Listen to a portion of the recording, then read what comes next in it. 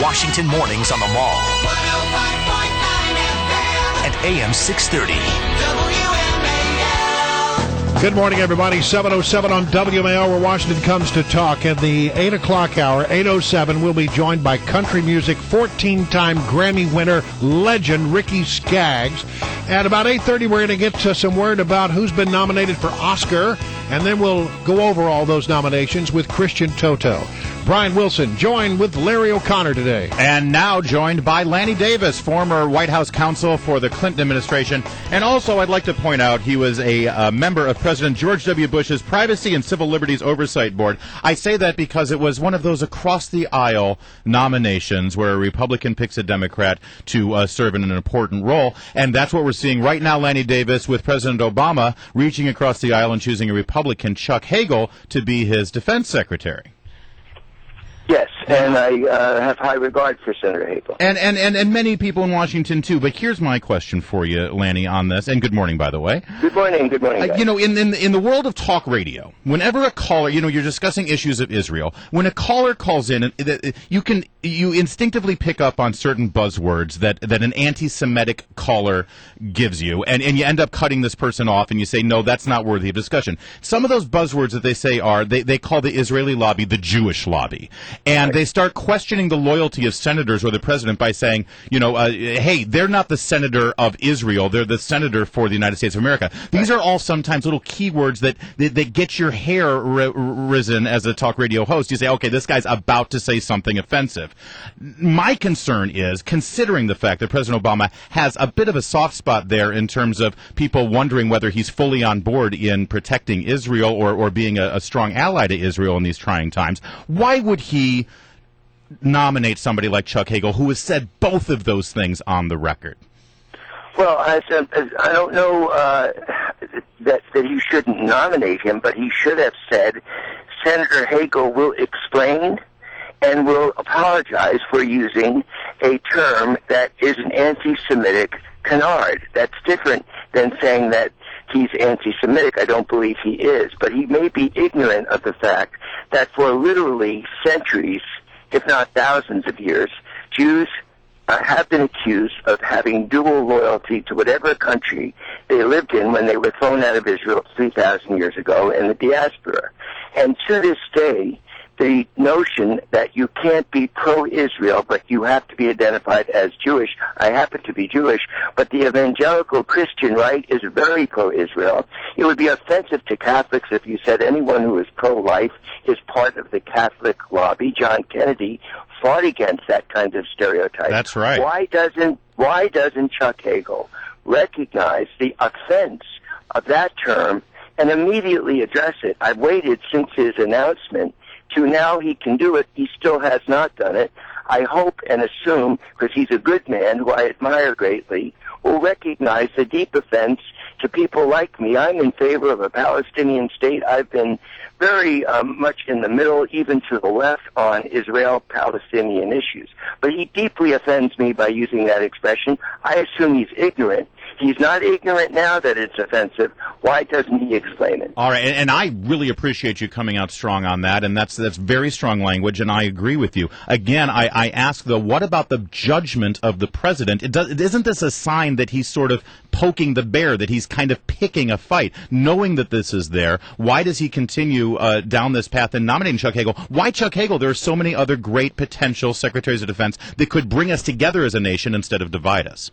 The president won the election, and I wrote in my column, which I hope everybody reads in thehill.com and Huffington Post and elsewhere, that the president has the right to name a cabinet of his choice, but there's a high bar to voting against.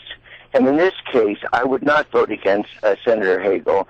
I do expect that he will explain. He's not an anti-Semite, but he's insensitive to that expression, and he does show a tendency on issues to take positions that appear to be anti-Israel. He did not support the declaration of the Revolutionary Guard of Iran as a terrorist organization. Why not? He wants to deal with Hamas, even though Hamas will not recognize the state of Israel. What does he say about that? That can be done in his confirmation hearings. But I do think the president's entitled to the choice of his own cabinet. And the Senate is entitled to provide its advice and consent. Absolutely. In the hearing, Senator Graham, Senator McCain, who I also deeply respect, should raise these questions, and Senator Hagel has an obligation. He's a defense secretary for all the American people, Christians, Jews, and Muslims, not to appear to be anti-Jewish or anti-Israel. I don't think he's either one, but it's the insensitivity of the expression Jewish lobby that's so offensive to Jews and non-Jews alike. I want to get another topic in because it's something that's driving the news cycle right now. That was yesterday. Joe Biden, Vice President of the United States, who's been put in charge of trying to come up with solutions to the problem of perceived gun violence in this country. He's before the cameras and he says the president is going to act, and he made it very clear in that soundbite that the president was going to act through executive order. I have a real problem with that. And I want to know just how far do you think a president can go in a matter like this involving the Second Amendment by executive order? Well, he can't violate the law. The law is what Congress passes, and presidents through the ages have issued executive orders subject to the authority granted by Congress. Well, the president by executive order decided he wasn't going to enforce certain immigration laws, and that sort of circumvents the process. There was a law passed. It was the law of the land. It was signed into law by a previous president, and he's choosing not to enforce it. This is an example of how, through the power of the presidency, you circumvent the legislative process, and that's my concern with it. Look, as long as you and I are both consistent, I have serious doubts about presidents using the separation of powers doctrine, asserting they will or won't enforce laws that are passed by Congress.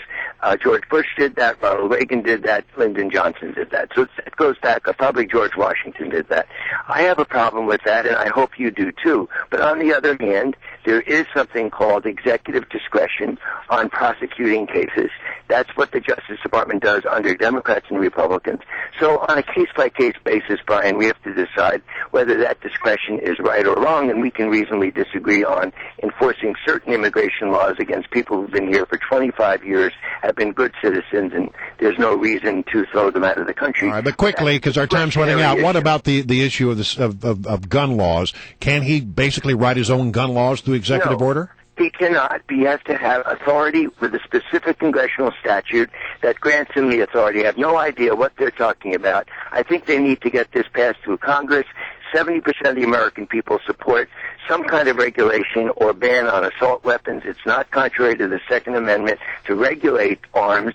You're allowed to regulate without taking away people's right to own. There's no reason for people to own assault weapons at all, but at least they have to be highly regulated with background checks, as I believe all guns should be registered the way you have to register to drive a car. That's my view. And on that, you and I... Contrary to the we can disagree on that, but that's not contrary to the Second Amendment to regulate without taking away people's right to own. But not via executive order. That we agree on. We got to end it there. But listen, Okay. you and I will agree to disagree on that. Thanks.